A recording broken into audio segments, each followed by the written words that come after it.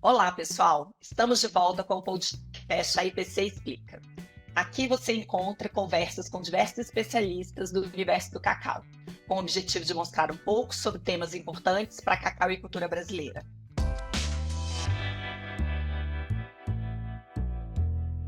Eu sou Ana Paula Lozzi, presidente executiva da IPC. No episódio de hoje, a conversa é sobre monielise, doença que vem preocupando a cadeia do cacau. E para falar sobre esse assunto, estamos aqui com Silvino Kruszewski Neto, proprietário da SK Agro, consultoria em agronegócios. Tudo bem, Silvino? Tudo bem. Obrigada por você estar aqui conosco. Acho que você podia contar um pouquinho da sua história e da sua experiência com monilias. Então, eu sou engenheiro agrônomo, né, formado pela Universidade Federal da Bahia. Sou filho neto de cacauicultor, né, então cresci aí nesse meio do cacau. Então, sempre depois de formado, formei em 1990, depois de formado, sempre trabalhei com cacau, né, em grandes empresas.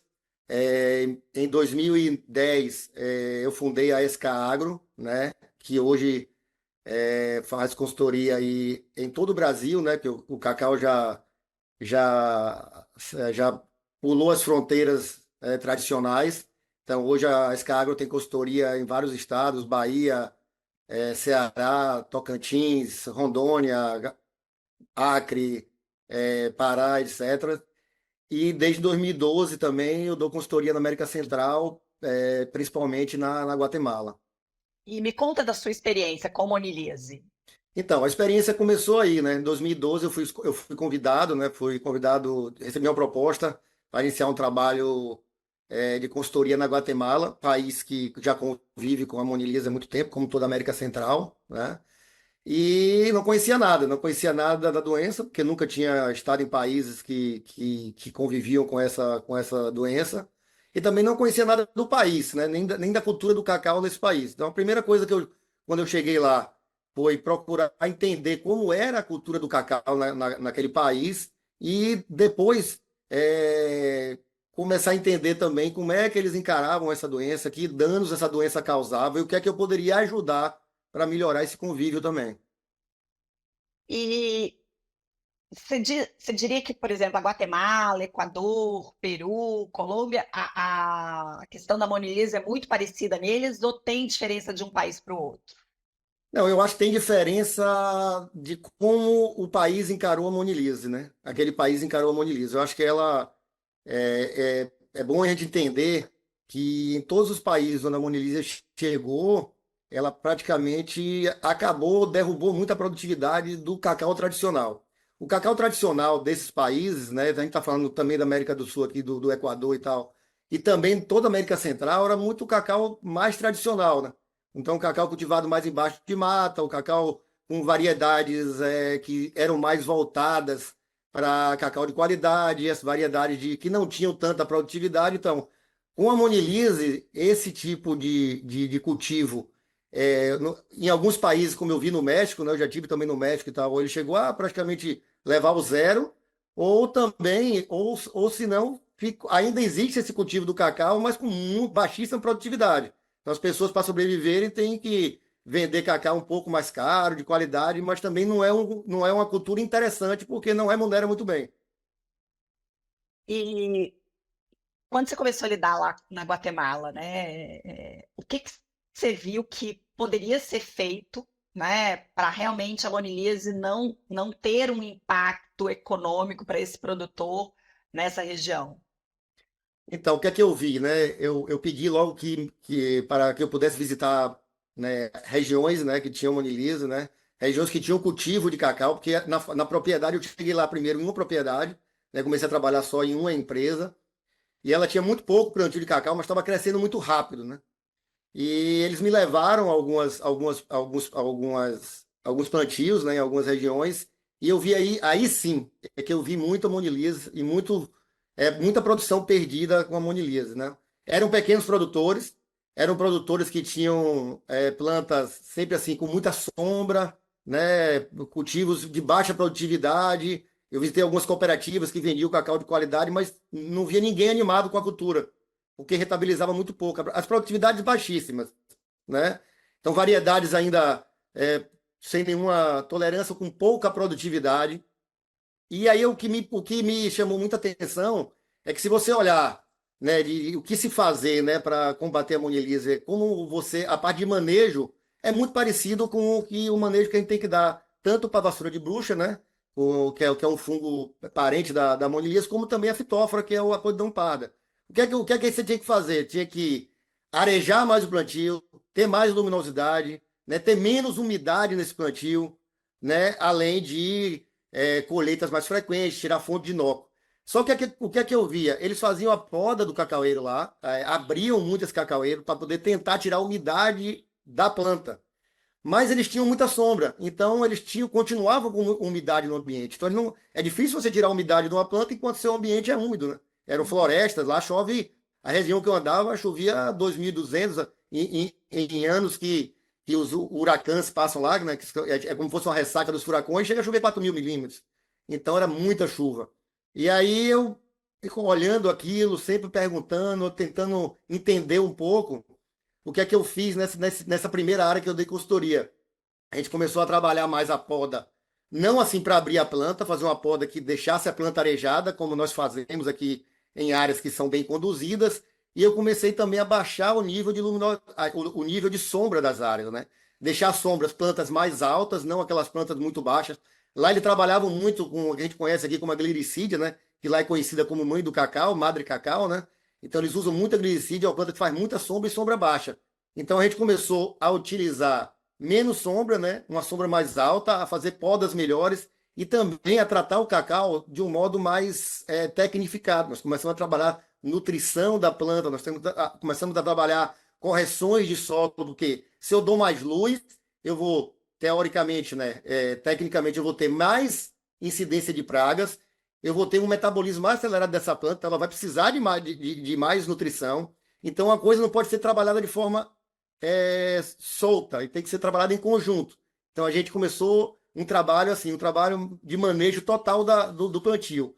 O que não é nada mais do que tentar fazer um plantio de cacau mais moderno, né? Então a gente trabalhou correções de solo, adubações, controle de pragas intensivos, controle de doenças, não a monilias em si, só com aplicações de fungicidas, mas também controle de fitófora e outros fungos, e mais luz e mais produtividade. Foi assim que a gente conseguiu ter melhor produtividade e ter muito pouco problema com a monilisa. Pensando nisso que você falou lá do seu trabalho na Guatemala e olhando para a realidade brasileira, então, assim, o produtor que hoje tem um cuidado em um manejo da sua propriedade, já pensando em evitar, em trabalhar para que você tenha menos incidência da vassoura, menos incidência da podridão, para que ele tenha uma melhoria da produtividade, né? Faz análise de solo, tem um calendário agrícola adequado para a sua região, porque né, o que eu tenho aprendido nesses meses de podcast é que também existe realidades, cada região tem uma realidade, né? Não é o que eu faço no Pará, eu vou fazer na Bahia, eu vou fazer no sul da Bahia, eu vou fazer em São Paulo. É diferente para cada realidade. Mas se o produtor segue, né, o que é o adequado para a sua realidade, ainda que a monilha não tenha chegado, ele já está se preparando para conviver com a monilha se ela um dia chegar na região dele. Não, concordo plenamente, né? Se você me perguntar assim, em uma palavra só, o que você acha que o produtor deve fazer para aprender a conviver com a monilisa? Eu digo aprender a ter produtividade. Porque eu não conheço ninguém que tenha alta produtividade, que não tenha controle de luminosidade, que não tenha manejo adequado, que não tenha controle de pragas e doenças, que não faça uma nutrição adequada e que não tenha uma boa genética. Então, essas coisas juntas, que são o que nós chamamos de fatores de produção, é que fazem você ter boa produtividade. Se você tem esses fatores de produção, se você tem o domínio de sua plantação, então você já está preparado para iniciar sua convivência com mais uma, que será mais uma praga na região, se eventualmente ela vinha chegar. Bom, você é da Bahia, né? Então você conhece bem a realidade da cabruca. Você tem uma avaliação, assim, ou passa pela sua cabeça o que pode acontecer? Vamos pensar numa cabruca bem manejada, não numa cabruca abandonado, porque essa eu acho que os problemas são muito grandes. Mas uma cabruca bem manejada, mas que ainda talvez precise ser trabalhada. Quando você pensa na cabruca, quais seriam as dicas que você daria para esse produtor da cabruca? Então, o que você já comentou aí, né? Uma cabruca bem manejada, né? Então, eu acho que quem tem cabruca, né, tem que saber que precisa reformular essa cabruca, precisa fazer a renovação dessa cabruca, porque onde eu vi muita monilíase, só para assim, fazer uma observação, eu trabalhei nessa propriedade na Guatemala e hoje trabalho em propriedades que são mais tecnificadas, em regiões que tem muita monilha. Eu tenho uma propriedade que eu trabalhei, que eu trabalho hoje, que foi onde eu vi a primeira planta infestada de monilíase, que era uma árvore no fundo de uma casa, que é vizinha à fazenda, uma vilarejo vizinha à fazenda. Agora a árvore tinha 5 metros e o cacau ficava lá em cima e cheio de monilha. Porque a pessoa não tinha controle sobre aquela árvore. Os frutos ficavam naquela árvore o tempo todo. Então, a cabruca sem manejo, a cabruca de plantas centenárias, a cabruca de plantas de 5 metros de altura, onde o produtor nem consegue colher o cacau que está naquela altura, que aquele cacau vai ficar ali, né, como fonte de inóculo de qualquer doença, seja vassoura, pode ser monilha. Então, isso vai ser um problema. Então, a cabruca mal manejada ou a cabruca antiga, né? Essa é de difícil convivência. Agora, uma cabruca reformulada, uma cabruca onde você possa dar mais luminosidade, aí eu sei que nós temos os problemas ambientais que tem que ser, né, equacionados aí dentro desse problema. É uma cabruca com as plantas reformuladas, seja por uma renovação total, seja por uma renovação em broto, com clones produtivos, e aí sim, não ficar até esse momento procurando um clone salvador, e sim procurar um clone que tenha produtividade, que tenha um bom manejo, que você consiga altas produtividades. Eu acho que esse tipo de cabruca é passível de convivência com a monilíase, né? Porque é uma cabruca moderna, é uma cabruca produtiva. E você já tem trabalhado nas suas propriedades aqui no Brasil? Você já tem feito um olhar de prevenção da monilíase, né? Então, como evitar que essa monilíase chegue nessas propriedades? Bom, como evitar aquela. Eu acho que o trabalho que a gente tem feito, o que a gente está falando aqui primeiro é de como conviver se ela chegar, né? É. Agora, o que fazer para ela não chegar, isso aí eu acho que parte de todo produtor de todo o Brasil, né? Primeiro, ele individualmente, o que é que ele pode fazer, e depois ele como multiplicador de informações. A primeira coisa que o produtor tem que fazer é, de forma nenhuma, fazer esse trânsito de material vegetal, né? Seja entre estados até o momento, seja principalmente em países que existe a monilíase ou nos estados onde nós já temos a monilíase, né? Então, evitar trazer material vegetal de qualquer espécie, mas principalmente cacau, frutos, mudas, sementes, sacarias, qualquer coisa que tenha a ver com a cultura do cacau, dessas regiões, ou que tem monilíase ou que a monilíase está muito próxima, né? Então, isso é o que o produtor, pessoa, pode fazer. Também, se visitar um dia países onde tem a monilíase, obedecer todos os protocolos, né, que devem ser obedecidos quanto à sua roupa, quanto a uma quarentena, quanto qualquer tipo de coisa que venha a evitar que esse fungo, porque se tem uma diferença do fungo da vassoura para o fungo né, para o esporo da monilíase, é que ele permanece muito mais tempo vivo, né, fora da planta. Então, fazer todo esse protocolo. Depois, eu estou falando do produtor, depois ele multiplicar essas informações, né? Tá conversando com a pessoa, vê que a pessoa fala que eu fui não sei onde, eu trouxe um cacau. Não, não faça isso. Existe esse perigo. É um perigo que pode causar muitos danos à cacauicultura. Então, são essas duas coisas que o produtor, que é de responsabilidade do produtor para evitar que essa doença chegue até os nossos plantios. Eu achei muito legal esse ponto que você falou da responsabilidade individual, né? Em todas as reuniões que a gente participa que fala sobre a monilíase, a gente comenta bastante que a, a doença será espalhada, como a maioria desse tipo de doença, pelo homem, né? É o homem que acaba transitando. Ah, mas o esporo fica no ar, o esporo pode voar não sei quanto. Mas é o homem, né? É o homem que visita uma propriedade e não toma cuidado quando volta para a sua, que vai num país e não toma cuidado. Mas principalmente, eu tenho falado muito sobre isso. Muitas vezes não é de propósito, né? É o visitante. Eu tenho uma propriedade, eu vou receber visita. E aí não tem protocolo nenhum. Acho que a gente podia, você comentou por alto dos protocolos, eu acho que tem alguns protocolos básicos, tem vários protocolos, e aí eu sugiro os produtores a procurarem as agências, né, dos seus estados para entender sobre os protocolos em detalhe, mas eu acho que a gente pode falar sobre alguns, por exemplo, você produtor, está recebendo uma visita que vem, não é nem produtor, é um turista que veio do Equador. Que tipo de cuidado você sugeriria para esse produtor tomar ao receber um visitante que veio do Equador? Eu acho que ele deveria, tipo, passar um questionário para esse visitante, né? Pô, há quanto tempo você visitou propriedades rurais ou propriedades de cacau? Então, tem que evitar pessoas que tenham ido há pouco tempo a propriedades, né, produtoras de cacau. É, a sua vestimenta, as roupas, né? As pessoas não trazerem com si as roupas que utilizam lá, e sim chegar aqui no Brasil, pegar roupas daqui que nunca foram usadas nesse tipo de propriedade, né? Se vem com qualquer tipo de relógio e celular, tentar fazer uma limpeza desse celular, né? No hotel, assim, que chegue de fora do Brasil, que chegue de outros países. Então, são coisas básicas, né? De forma nenhuma, a chegar aqui comprar botas novas, essas coisas todas, né? Material que você vai entrar numa propriedade. Então, essas coisas básicas que tem que ter orientação por parte da pessoa que está sendo visitada, né?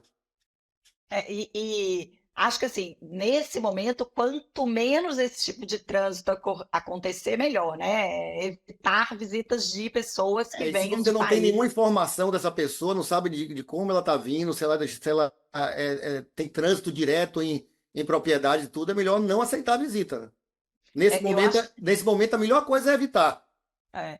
E uma outra coisa que eu ouvi, você comentou aí do trânsito de né, de muda, de semente e tal. E um produtor, eu escutei de um produtor que outro dia ele escutou, leu num grupo de WhatsApp, um produtor comentando que tinha pego uma muda que aí vinha de um país, e aí a pessoa falou: não, não faz isso.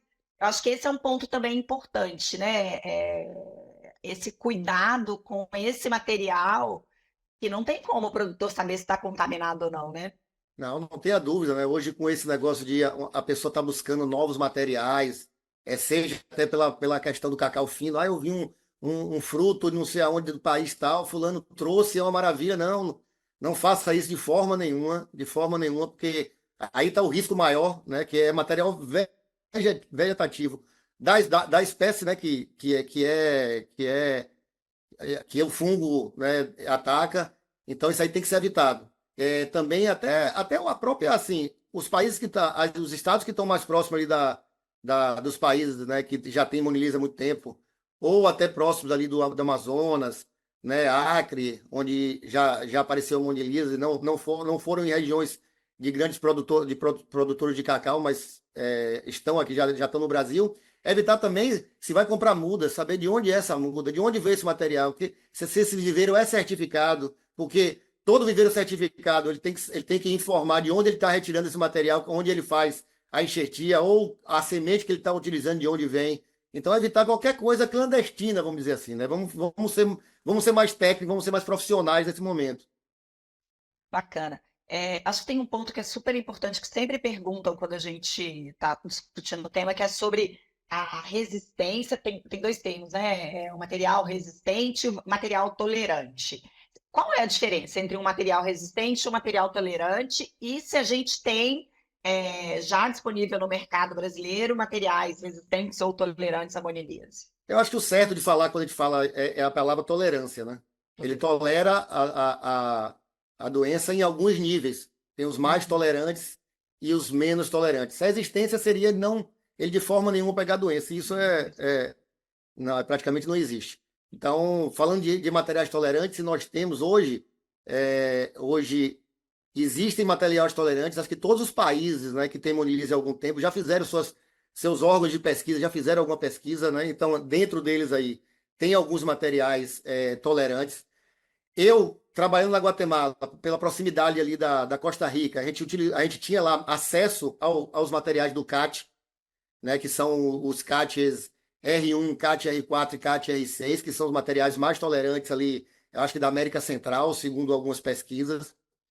Nós chegamos a utilizar esses materiais na Guatemala, mas também não eram os materiais assim, não era por causa desses materiais que nós tínhamos baixa incidência de monilias. Ao contrário, nós tínhamos muito 651, né, utilizava lá, que é um clone difundido em toda a América, né? Nós tínhamos muito, e o 651 tem de média a baixa tolerância à monilíase, né? Mas o Equador saiu praticamente do problema da monilíase, saiu de um país que tinha baixa produtividade e que não constava entre os grandes países produtores, e hoje é o terceiro maior produtor mundial, né? E não foi utilizando material de alta tolerância e sim modernizando seus plantios. Então, voltando a falar, na América Central existem alguns materiais tolerantes. Aqui no Brasil, nós não sabemos os nossos clones, porque não podemos testar aqui, porque aqui não tem monilise, quer dizer, tem hoje no Brasil, mas não numa incidência até que possa ser testado, né? Vamos dizer assim. E aí tem um trabalho que esse material está sendo levado para ser testado em outros países. E aí os resultados virão. Enquanto isso, volto a dizer, não temos que ficar pensando em clone tolerante, temos que pensar em produtividade, nos clones que nos trazem produtividade, em modernizar os nossos cultivos. Eu acho que a palavra é produtividade, manejo adequado, né? Preocupação com a sua lavoura. Eu estava comentando com você antes. Eu visitei algumas lavouras de cacau esse ano, algumas zero perda para podridão, para vassoura, e outras com perdas estrondosas. E a diferença entre elas era basicamente o produtor estando em cima, né? É o produtor que tirava a doença na hora certa, é o produtor que roda a propriedade dele o tempo inteiro. A gente sabe que quanto maior a propriedade, mais difícil esse tipo de ação, mas se não investir nisso, é, o gasto com esse tipo de ação não é gasto, é investimento, porque se você não investir, você está perdendo no futuro muita coisa, né? Muito legal isso. Eu acho que é isso aí. A gente tem que. Eu acho que a palavra é produtividade, né? O produtor tem que buscar produtividade. E como você mesmo falou, áreas maiores, o seu controle, sua capacidade de controlar aquilo é muito grande, ou é muito mais difícil, vamos dizer assim. Então, eu acho que o produtor tem que focar em ter áreas produtivas. Se isso se para isso ele precisa até abandonar algumas áreas, ou se para isso ele precisa se desfazer de algumas áreas para ter áreas mais produtivas, é importante que ele faça isso, é importante que ele tenha produtividade. É porque não dá mais, eu volto a falar, aonde a monilise chegou, nos países que tinham o cultivo do cacau de modo mais extrativista, a monilise jogou essa produção, que já era baixa, para mais baixo ainda. E alguns inviabilizou a produção.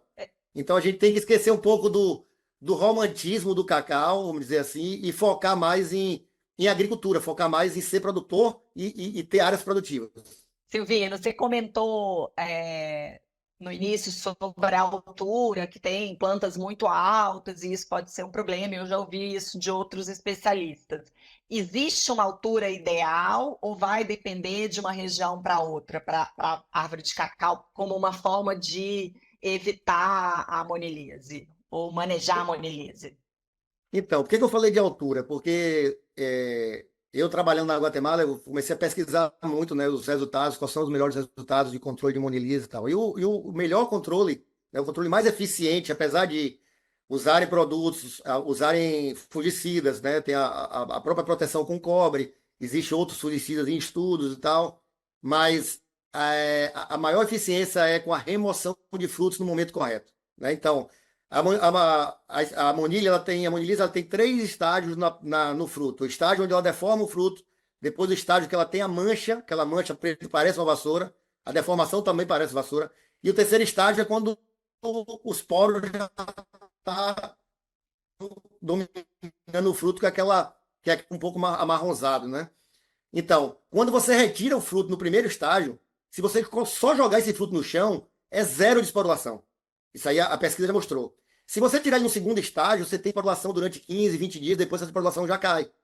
Né? Se você jogar no chão e cobrir, já baixa mais ainda isso. Agora, no terceiro estágio, você já tem uma esporulação maior. Então, como é que você remove fruto? Como é que você enxerga um fruto doente numa planta de 5 metros? É humanamente impossível. Então, você tem que manter uma altura, você tem que ter um controle sobre sua árvore. Isso não é só para monilha. Isso é importante para a vassoura, isso é importante para a própria produtividade da planta. Você ter uma arquitetura de copo onde ela possa absorver com maior eficiência a luminosidade e transformar isso em fotossíntese e em produtividade. Então, falando em altura, sim, não tem uma média, mas a gente fala que o cacau hoje deve ficar na sua faixa de 3 metros, 3 metros e pouco nas podas, a gente baixa para 2,5 de volta, chegar a 3, 3 e pouco, aonde você possa ter esse controle melhor da planta. A gente abriu um questionário para os produtores poderem nos dizer as dúvidas que eles ainda tinham sobre a monilise. E veio uma muito interessante, que é se a doença afeta o fruto ou ela também atinge a árvore do cacau. Então, a monilise é um fungo específico do fruto, ele só atinge o fruto. Né? E eu vejo muitas pessoas até falarem, talvez por falta de conhecimento, que ela é bem pior do que a vassoura de bruxa, porque ela só pega o fruto. Mas a vassoura pega fruto, almofada floral, lançamentos foliares, tira energia da planta nesses lançamentos, afetando esses lançamentos. Então, a monilise não, ela só pega o fruto. Não por causa disso ela seja menos agressiva, né? Ela tem seus outros. Ela é um fungo que permanece mais tempo no ambiente, etc, etc. Mas também é mais fácil o controle, vamos dizer assim, porque você só foca esse controle no fruto, né? Então você pode, por isso, as remoções de fruto são, até o momento, a medida mais eficaz no controle da monilise, por ela ser um fungo que só atinge o fruto. Agora, como ela só atinge fruto, em que momento o produtor começa a perceber que esse fruto está doente? Porque isso é uma outra coisa que eu já ouvi dizer da monilise. Ela é uma doença de dentro para fora. Né? Então, é um pouco mais difícil do produtor, quando o produtor vê, a doença já está no fruto, né? É isso, mas ela é muito parecida, até os sintomas é muito parecido com a vassoura de bruxa. A vassoura também é um fungo que vai até o interior do fruto, depois volta dando seus sintomas. Então, o primeiro sintoma é muito parecido com o da vassoura, mas pouca gente conhece. Isso eu vejo, eu já entrei em propriedades, eu falando da vassoura, que tava os frutos tudo verde, o produtor muito alegre, eu falo, ó, metade desses frutos aqui já estão contaminados. Tem uma deformação do fruto, começa uma deformação desse fruto, né, que quem já tem experiência já observa, e é nesse momento que esse fruto tem que ser feita a remoção. Nesse momento, como eu já falei aqui, é onde está o controle mais eficiente. Depois ele vem com essa deformação, aí que vem a mancha, que é uma mancha marronzada, né, um pouco de coloração mais marrom, e depois vem a esporulação do fungo, onde tem aquela mancha já caramela, assim, e já parecendo um talco. Vamos falar só mais um pouco sobre a deformação. Então, a deformação o fruto é aquele fruto bonitinho, assim, aí de repente, ao invés dele ser bonitinho, ele vem com umas falhas na casca, como se fosse ele estivesse enrugando, assim, alguma coisa assim? Não, como se fosse assim, vamos falar grosseiramente, assim, como tivesse um ataque de abelha ali no lugar dele, ele faz ele incha, né? Dá uma inchada naquele local. Ele não fica simétrico, ele começa a ter né, ter deformações, né, externas que você começa a observar. Quem não, como eu falo, quem não tem experiência, no início não vê muito, mas a monilise chega a deformar muito o fruto.